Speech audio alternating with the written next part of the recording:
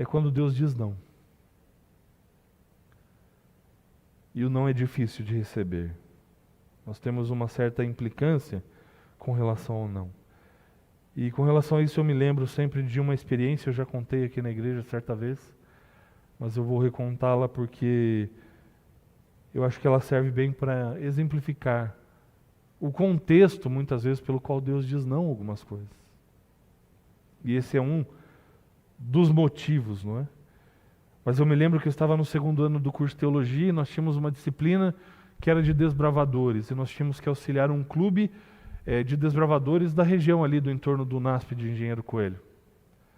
Eu e mais 3 amigos auxiliávamos o clube de um distrito ali de Engenheiro, que era o Clube Guaiquica. E num determinado final de semana o clube estaria acampando e nós nos propusemos a passar o sábado com eles no acampamento, até porque era o cumprimento de um dos nossos requisitos também. E nós elegemos um dos teologandos ali do nosso grupo para que pegasse as informações de onde seria o acampamento, para que ele nos levasse até lá no sábado pela manhã, para passarmos o dia com eles. No sábado de manhã nos reunimos na frente da igreja do NASP e perguntamos para o Ivo, onde fica o acampamento? E ele disse, olha, pelo que eu vi com o pessoal, o acampamento fica na entrada da cidade de Olambra. Bom, para quem conhece a região, já entendeu ali a dinâmica, nós teríamos que pegar uma carona, porque nenhum de nós tínhamos carro na época, uma carona de Engenheiro Coelho até Arthur Nogueira, uns 12 quilômetros, e depois de Arthur Nogueira, uma outra carona para Olambra, mais 18 quilômetros, para então chegarmos ao acampamento. Antes de sairmos ali do NASP, fizemos uma oração, Senhor, precisamos chegar até lá, providencia as caronas para a gente. E é comum o pessoal da carona, porque é uma região de muitos estudantes, pelo menos ali do colégio é fácil, de Arthur para Olambra já é um pouco mais difícil, mas ainda assim está dentro do contexto. E o interessante foi que nós nem tínhamos saído da portaria do NASP ainda, e algo incomum aconteceu, porque um carro veio desacelerando, nós estávamos em 4, um carro veio desacelerando, abriu o vidro do nosso lado e perguntou, vocês estão indo para Arthur Nogueira? E eu respondi, a gente está indo para lá. Falei assim, então entra aí que eu vou levar vocês. E eu pensei, Senhor, obrigado. Essa aí foi fácil, viu? Nem precisamos chegar no ponto da carona lá. O cara já veio perguntando se a gente estava indo para lá, que maravilha. Vamos embora. E a gente entrou no carro e o camarada deixou a gente exatamente na saída de Arthur Nogueira para Olambra, onde a gente precisaria estar para pegarmos a outra carona e chegarmos lá no acampamento. E aí começamos a pedir carona ali na saída de Arthur Nogueira para Olambra, mais 18 quilômetros para a gente chegar no acampamento. Meia hora pedindo carona ali e nada. 45 minutos ali pedindo carona e nada. E estava estranho o negócio, porque muita gente até mentia, dizendo que ia pegar a última ruazinha para voltar para a cidade de Arthur, mas passavam retos e pegavam a estrada para Olambra. E aí, percebendo isso, eu sugeri para os meus amigos, falei, olha, por que a gente não vai andando? E de repente, no meio da estrada, o pessoal se compadece mais da gente. Entendem de fato que a gente está indo para Olambra e dão carona. Eles falaram, você está louco, 18 quilômetros? E se ninguém der carona, aí a gente tem que voltar tudo a pé de novo.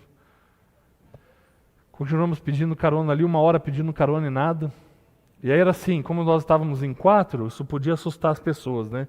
Aí um saía lá para dentro do posto, orava, para ficar menos gente pedindo carona, aí voltava e nada. 1h30 e nada de carona. E o sol já estava incomodando e teve uma hora que a gente não aguentou, a gente falou assim, quer saber? Vamos andar mesmo. Vamos mais para frente ali pelo menos, para ver se o pessoal se compadece e dá carona para a gente.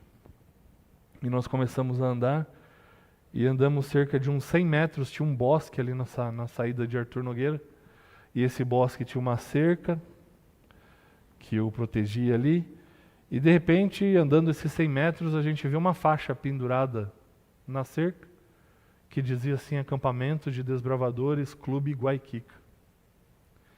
A gente olhou para o Ivo e falou, Ivo, você não falou que era na entrada de Olambra?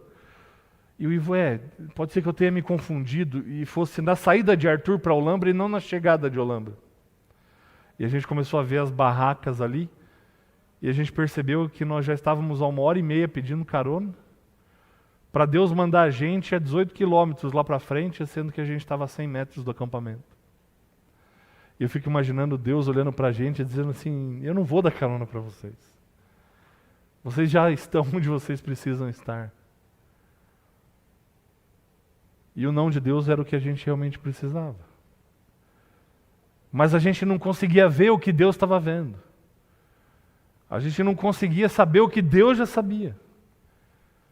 E por isso às vezes a gente questiona, a gente fica bravo, a gente se chateia. E demorou 1h30 para 4 caras que estavam se preparando para serem pastores entenderem que não era vontade de Deus que nós fôssemos para Olambra. Quanto tempo você demora para perceber que o que você está pedindo não é o que Deus quer para você? E aí eu me lembro sempre de Isaías, capítulo 55, versículos 8 e 9,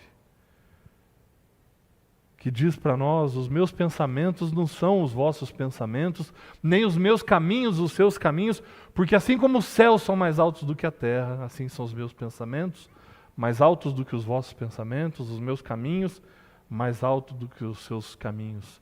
Deus vê as coisas de uma maneira diferente. Deus, Ele consegue ver o fim desde o princípio. E existe um texto da irmã White que diz que se nós, assim como Deus, pudéssemos contemplar ou ver o fim desde o princípio, nós escolheríamos o mesmo caminho pelo qual Deus nos tem conduzido até agora. Porque Ele sabe que é melhor. Porque Ele, como um pai que ama, olha para mim e muitas vezes vê que eu não tenho condições de receber aquilo que eu estou pedindo e por amor Ele diz não. Ou Ele olha para mim e vê o que eu estou pedindo vai me afastar dEle, o que eu estou pedindo vai me afastar da salvação que Ele tem preparado para mim, e Ele, por amor a mim, vai dizer não, filho. E talvez o não seja ainda mais carregado de amor do que o sim, se isso fosse possível, se tratando de Deus, né? Que ama de maneira incondicional. O não é proteção, o não é segurança, o não talvez seja o necessário, porque muitas vezes nós já estamos onde nós deveríamos estar, talvez nós já possuamos aquilo que nós deveríamos possuir. E tem um não que a Bíblia retrata para nós e que nos faz entender a preciosidade de um não, o impacto que um não da parte de Deus pode ter. E eu gostaria de convidar você para ir lá em Mateus capítulo 26, no versículo 39. E ao lermos esse texto, eu gostaria que você pensasse: e se Deus não tivesse respondido esse não? E se a resposta de Deus tivesse sido sim, que às vezes parece ser mais agradável de se ouvir, né? E se a resposta de Deus tivesse sido qualquer outra? Mateus capítulo 26, no versículo 39, diz: adiantando-se um pouco, prostrou-se Jesus sobre o seu rosto, orando e dizendo: meu Pai, se possível, passa de mim este cálice. Todavia não seja como eu quero, e sim como tu queres. Nesse momento a humanidade de Cristo irrompe e ela se manifesta no pedido de Cristo: Senhor, se possível, passa de mim esse cálice. E o que é que Deus responde? Esse cálice não dá para passar. Porque disso depende muita coisa. E se nós estamos aqui hoje refletindo sobre essas palavras, sobre essas coisas, foi porque Deus disse não. Foi porque Deus entendeu que a resposta mais necessária para aquele momento, para a salvação de todos nós, era o não. E nós precisamos entender que muitas vezes Deus diz não para nós, é por nossa salvação.